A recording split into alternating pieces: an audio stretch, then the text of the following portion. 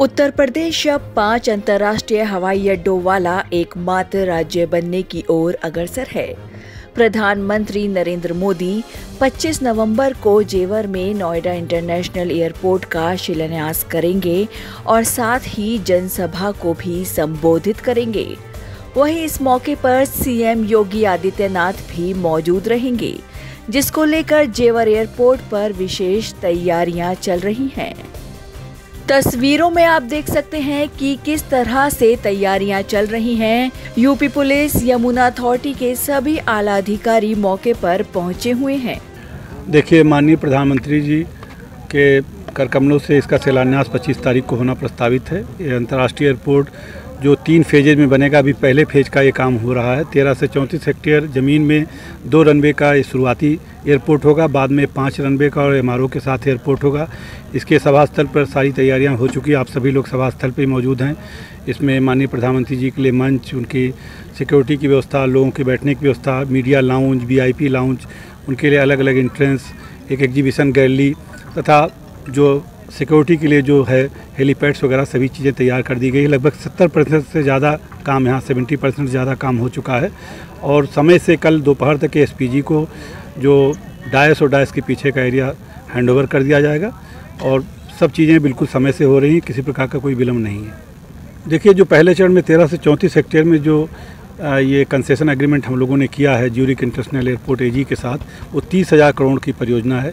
इसके बाद बाकी चरणों का जब कंसेशन एग्रीमेंट हम लोग बिड करेंगे, ग्लोबल बिड, तो जो भी धनराशि आएगी वो इस परियोजना के साथ जुड़ती जाएगी।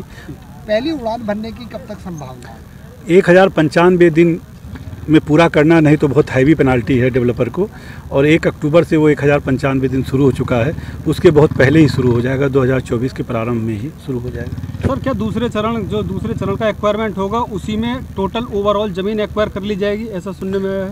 3 चरण हैं। दूसरे चरण में 13 से 65 हेक्टेयर ज़मीन लेंगे तथा तीसरे चरण में 7 से 85 हेक्टेयर ज़मीन लेंगे।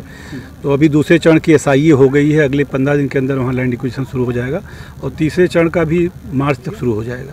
सर, 25 का जो कार्यक्रम प्रस्तावित है उसका कितना खर्चा हुआ है, उस कार्यक्रम आयोजन करने में? नहीं, तो नायल आयोजन करा रहा कंपनी, उसके लिए सरकार ने बना रखी है, तो नायल आयोजन कर रही है।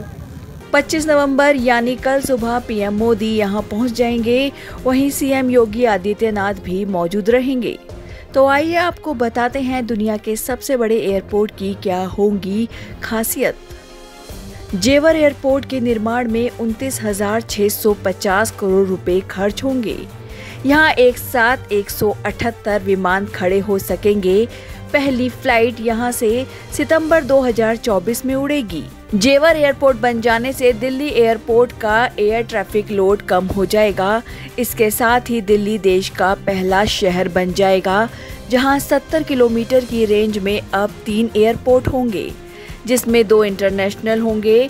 दिल्ली और जेवर एयरपोर्ट के अलावा तीसरा एयरपोर्ट गाजियाबाद का हिंडन है, जहां से घरेलू उड़ान संचालित होती हैं। उम्मीद है ये नोएडा इंटरनेशनल एयरपोर्ट 2024 सितंबर तक तैयार हो जाएगा, जिससे यात्रियों को काफी फायदा मिलेगा।